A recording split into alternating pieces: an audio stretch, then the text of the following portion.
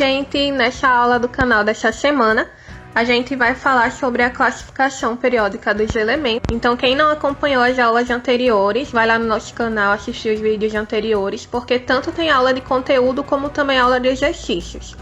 Aí as dúvidas é só mandar pra gente. Vocês podem mandar no comentário do vídeo, ou podem mandar direct pra gente no Instagram também, que é o @esque_matizando. E podem enviar também e-mail pra gente, que é o esquematizandocontato@gmail.com. Qualquer dúvida, questionamento ou sugestão que vocês tiverem, podem mandar pra gente, tá bom? Então vamos lá. O primeiro slide ele começa falando rapidamente sobre a história da tabela periódica, né? A gente tem aqui um gráfico, que eu vou falar dele. O grande aumento do número de elementos químicos no século XIX obrigou alguns cientistas a imaginarem alguns gráficos, tabelas ou classificações em que todos os elementos ficassem reunidos em grupos com propriedades semelhantes. O número de elementos químicos conhecidos pelo homem ele foi aumentando com o passar dos séculos e aumentou bastante, particularmente a partir do século XIX.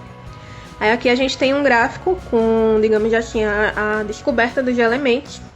A gente tem aí o número de elementos que foram sendo descobertos e mais ou menos o ano em que eles foram descobertos. Então, pelo gráfico dá pra gente aí ver aí que ao longo dos anos teve um aumento acentuado, né, dos elementos químicos que vieram sendo descobertos.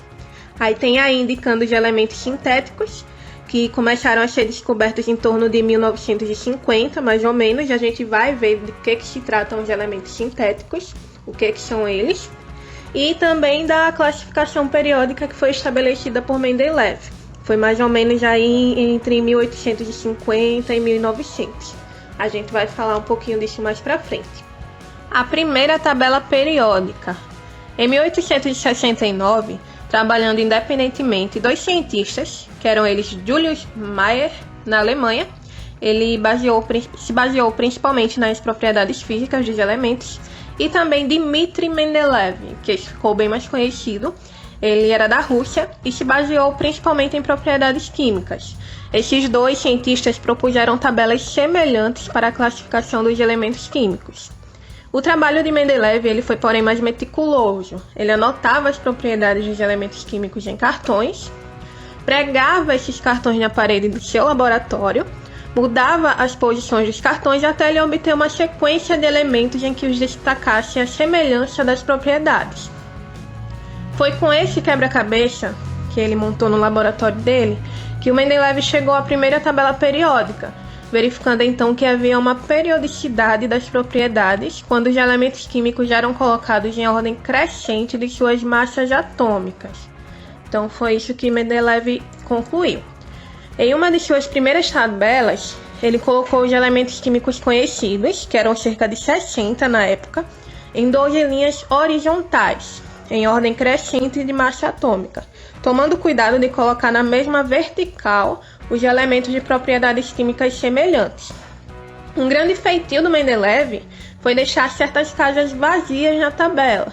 Ele justificou que era devido ao no futuro seriam descobertos novos elementos que preencheriam esses lugares vazios que ele deixou. De fato, a história provou que ele estava certo. Por exemplo, em 1875 foi descoberto o gálio, e em 1879 o escândio, e em 1886 o germânio, que seriam novos elementos já da tabela periódica. Aí a gente tem o modelo da tabela que Mendeleev propôs, com as teorias dele, né? Com esses cartõezinhos aí que ele começou a estudar no laboratório dele. Essa daí foi a primeira tabela periódica proposta por ele. Gente, aí a gente tem um quadrinho falando sobre quem foi o Mendeleev. Vocês podem encontrar, quando forem estudar, o nome dele, tanto escrito aí como a gente tá vendo, Mendeleev, com esse Y, ou vocês podem ver só com 2 S e um V no final. Tem várias formas de escrever o nome dele, tá? O livro que a gente está se baseando, ele escolheu essa escrita. Tem aí falando que ele nasceu na Rússia em 1834, formou-se em Química em São Petersburgo e trabalhou na Alemanha, na França e nos Estados Unidos. Estudou as propriedades do petróleo, dos gases, das soluções e dos explosivos. Sua maior contribuição para a ciência foi a classificação periódica dos elementos. Em sua homenagem, foi dado o nome de Mendeleev ao elemento químico de número atômico 101. E ele faleceu também na mesma cidade que ele nasceu, em 1907. Resumindo as conclusões de Mendeleev, podemos dizer que ele estabeleceu a chamada Lei da Periodicidade, onde essa lei diz que muitas propriedades físicas e químicas dos elementos variam periodicamente na sequência de suas massas atômicas. De acordo que ocorre a variação da massa atômica, ocorre também a variação da propriedade física e química daquele determinado elemento. A classificação periódica moderna. Em 1913, Henry Moseley, que também foi um cientista, ele estabeleceu o conceito de número atômico, verificando que esse valor caracterizava melhor um elemento químico do que a sua massa atômica, como havia concluído Mendeleev anteriormente, né? Isso ocorreu em 1903. Aí, além de ser mais completa que a tabela de Mendeleev, a classificação periódica moderna apresenta os elementos químicos dispostos em ordem crescente de números atômicos. A partir daí, a lei da periodicidade, que a gente viu no slide anterior, ela ganhou um novo enunciado, que diz o seguinte: muitas propriedades físicas e químicas dos elementos variam periodicamente na sequência de seus números atômicos, e não mais na sequência de suas massas atômicas, como a gente viu anteriormente, que foi estabelecido pelo Mendeleev. Aqui a gente tem uma tabela periódica da forma mais atual dela, que a apresentação mais comum da classificação periódica é a que cada elemento ocupa um quadradinho ou uma casa da tabela. Se a gente observar aí, tem vários quadradinhos com letras dentro. Cada quadradinho desse representa um elemento químico. E a tabela periódica, ela tem várias cores aí nessa que a gente colocou para vocês. Tem rosa, amarelo, verde, azul. A gente vai falar mais pra frente nessa aula como é feita essa classificação, tá? Aí a gente vê mais embaixo na imagem que no meio do quadradinho fica o símbolo. Como eu falei, cada letrinha dessa representa um elemento químico, a abreviatura. Agora vamos falar sobre os períodos da tabela periódica. As 7 linhas horizontais são denominadas de períodos. No sexto período, a terceira casa ela contém 15 elementos. Se vocês voltarem aí no slide anterior, onde a gente viu a tabela periódica, no sexto período, que seria na sexta linha horizontal, a gente vê que a terceira casa ela contém 15 elementos, que vai do lantânio ao lutécio, que por comodidade estão indicados numa linha fora e abaixo da tabela. Começando com o lantânio, esses elementos formam a chamada série dos lantanídeos. E no sétimo período, que seria na sétima linha horizontal, a terceira casa ela também contém 15 elementos químicos, que é do actínio até o laurêncio, que estão indicados na segunda linha fora e abaixo da tabela. Começando com o actínio, eles formam a série dos actinídeos. Ou seja, por comodidade, eles foram colocados aí na parte de fora da tabela periódica. Aqui a gente tem um quadrozinho informando sobre os 7 períodos da tabela periódica. Não esqueçam, períodos da tabela são as linhas horizontais. Primeiro período fala que é muito curto, ela só tem 2 elementos. No segundo período e no terceiro também são curtos, tem 8 elementos. Quarto e quinto são períodos longos, tem 18 elementos cada um. E o sexto e o sétimo período, o sexto período ele é super longo, ele tem 32 elementos. E no sétimo, incompleto, tem 24 elementos. É importante saber que no sexto período, a terceira casa contém 15 elementos, do lantânio ao lutécio. E no sétimo, a terceira casa também contém 15 elementos químicos do actínio até o laurêncio. Ou seja, como eu falei para vocês, tá? Não esqueçam disso, porque a tabela periódica não é só esse quadradinho único. Não esqueçam que tem essas 2 linhas horizontais, esses 2 períodos na parte de fora dela. Por comodidade, foi colocado do lado de fora. Colunas, grupos ou famílias. As 18 linhas verticais que aparecem na tabela são denominadas colunas, grupos ou famílias de elementos. Devemos assinalar que algumas famílias têm nomes especiais. Aí a gente tem uma tabelinha com alguns elementos. A gente tem aí o número da coluna que eles estão e o nome da família. Por exemplo, na coluna 1A, a gente tem o lítio, o sódio, o potássio, o rubídio, o césio e o frâncio. Eles estão classificados como metais alcalinos. Aí já na coluna 2A a gente tem os metais alcalino-terrosos, tem os calcogênios, halogênios, tem também os gases nobres. E aí eles têm nomes especiais devido a essas famílias que eles pertencem, tá? É importante saber que o hidrogênio, embora ele apareça na coluna 1A, ele não é um metal alcalino. Aliás, o hidrogênio ele é tão diferente de todos os demais elementos químicos que em algumas classificações prefere-se colocá-lo fora da tabela periódica. É um pouco incomum vocês encontrarem em algum livro ou em algum material de estudo o hidrogênio fora da tabela periódica, mas pode acontecer. O alumínio ele é chamado frequentemente de metal terroso, porque ele é um constituinte encontrado na terra e no barro comum. Essa designação se estende às vezes aos demais elementos da coluna 3A também. Quando a família ela não tem um nome especial, como os que a gente viu, é costume chamá-la pelo nome do primeiro elemento que nela aparece. Por exemplo, a gente tem lá a coluna 5A. Eles são chamados de elementos da família ou do grupo do nitrogênio, porque o nitrogênio é o primeiro elemento da coluna 5A. As colunas A elas são as mais importantes da tabela, seus elementos são denominados de elementos típicos ou característicos, ou até mesmo representativos da classificação periódica. Em cada coluna A, a semelhança de propriedades químicas entre os elementos é máxima. Já os elementos da coluna 3B, 4B, 5B, 6B, 7B, 8B, 1B e 2B constituem os chamados elementos de transição. Outra separação importante existente na classificação periódica é a que divide os elementos em metais, não metais ou ametais, semimetais e gases nobres. Aí a gente tem a tabela indicando onde estão os elementos de cada classificação dessas, os metais, que está aí mais na parte central da tabela, os semimetais, que estão indicados aí na cor amarela, os não metais, na cor verde, e os gases nobres, está aí na cor azul, que seriam os elementos da coluna 8A. E lembrando da série dos lantanídeos e dos actinídeos, que ficam do lado de fora da tabela, embaixo, que eles estão classificados dentro de metais, tá? Então isso aí explica um pouco daquela primeira tabela periódica que a gente viu no começo, onde ela tinha cores diferentes, de acordo com essa classificação daí. Metais, semimetais, não metais e os gases nobres.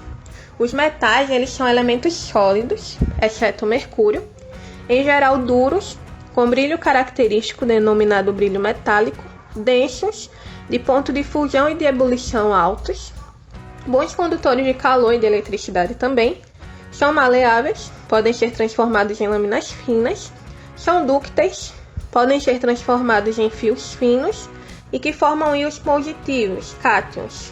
Já os não metais têm propriedades completamente opostas a essas que eu acabei de falar.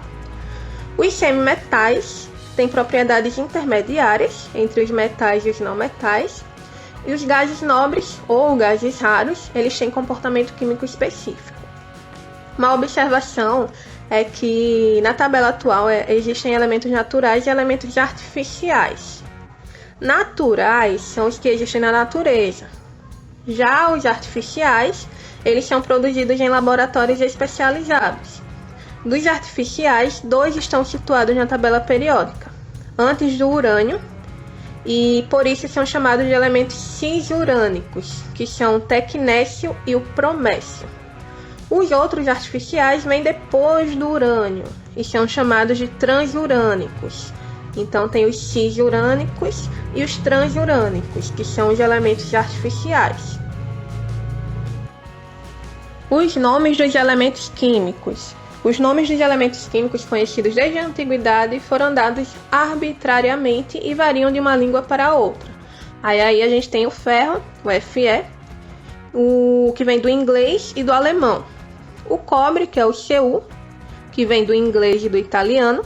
O chumbo, que é o Pb, que vem do inglês e do francês. E o S, que representa o enxofre, que vem do inglês e do espanhol. Aí são só alguns exemplos, tá? A partir do século XVIII, acentuou-se a frequência das descobertas de novos elementos químicos. O próprio cientista que produzia o novo elemento lhe dava o nome. Em geral, esse nome lembrava uma propriedade do elemento ou a região de onde o elemento provinha. Então aí está mais ou menos como foram atribuídos os nomes dos elementos. Como a comunicação entre os químicos já havia se tornado mais eficiente, esses nomes foram sendo adotados internacionalmente. Configurações eletrônicas dos elementos ao longo da classificação periódica. Aqui nesse slide a gente pode ver também uma tabelinha, onde a gente tem os períodos que os elementos estão, o símbolo deles, o número atômico, aí as camadas e os subníveis que eles estão, de acordo com esse número atômico, né? Para vocês verem aí, no primeiro período, a gente tem o hidrogênio e o hélio, o hidrogênio que é o H, o hélio que é o He. Número atômico do hidrogênio 1, número atômico do hélio 2. Eles estariam na camada K. O hidrogênio representado pelo subnível 1s1, porque só tem 1 de número atômico, e o hélio 1s2, porque o número atômico dele é 2. É a mesma coisa para os elementos dos outros períodos. A gente tem aí o lítio, o berílio, o boro, o carbono, o nitrogênio, o oxigênio, e assim sucessivamente, tá? A gente já viu na aula anterior sobre a distribuição dos elétrons nos elementos químicos segundo o diagrama de Pauling. Essa distribuição eletrônica aí, quem estiver por fora ou não estiver lembrando, vai no conteúdo anterior do nosso canal que foi explicado sobre isso. Aí agora a gente só fez relacionar essa distribuição com os períodos e colunas da tabela periódica. Caminhando horizontalmente ao longo dos 7 períodos da tabela, ao passarmos de uma casa para a seguinte, o número atômico ele aumenta em uma unidade.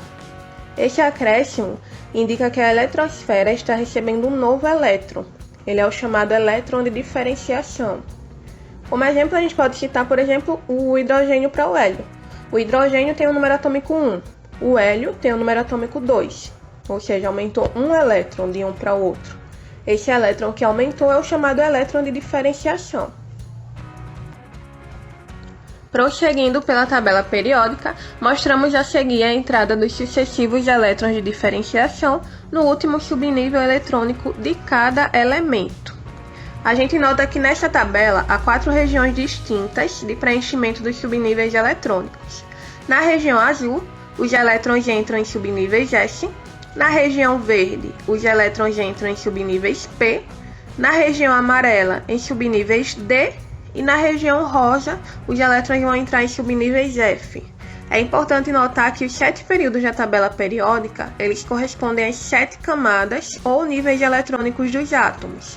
Deste modo, por exemplo, o ferro, ele está no 4º período, e por isso já sabemos que seu átomo possui 4 camadas eletrônicas, seriam K, L, M e N. Isso é válido para todos os elementos das colunas A. O número de elétrons na última camada eletrônica é igual ao próprio número da coluna. Outro exemplo que a gente pode citar é o nitrogênio. O nitrogênio ele está na coluna 5A. Portanto, sua última camada eletrônica tem 5 elementos. 5 elétrons. Quando o elemento ele ganha 1, 2, 3 elétrons e se transforma num íon negativo, que é o ânion, sua configuração eletrônica é semelhante à de outro elemento situado 1, 2, 3 casas à frente na tabela periódica. O contrário também é válido. Quando o elemento ele perde 1, 2, 3 elétrons ou até mais e se transforma num íon positivo, que é o cátion, sua configuração eletrônica torna-se semelhante à de outro elemento situado 1, 2, 3 casas para trás na tabela periódica. Se ficar um pouco confuso, é só a gente pensar, por exemplo, no hidrogênio e no hélio. O hidrogênio ele tem o número atômico 1 e o hélio tem o número atômico 2. Se o hidrogênio ele ganha um elétron, ele vai se transformar num ânion, vai virar um íon negativo, vai ficar com 2 elétrons. Quem é que tem 2 elétrons originalmente? É o hélio. Então, se a gente comparar, por exemplo, o hélio com o hidrogênio, o ânion hidrogênio, eles vão ser chamados de isoeletrônicos, porque átomos de íons com o mesmo número de elétrons na eletrosfera são chamados de isoeletrônicos.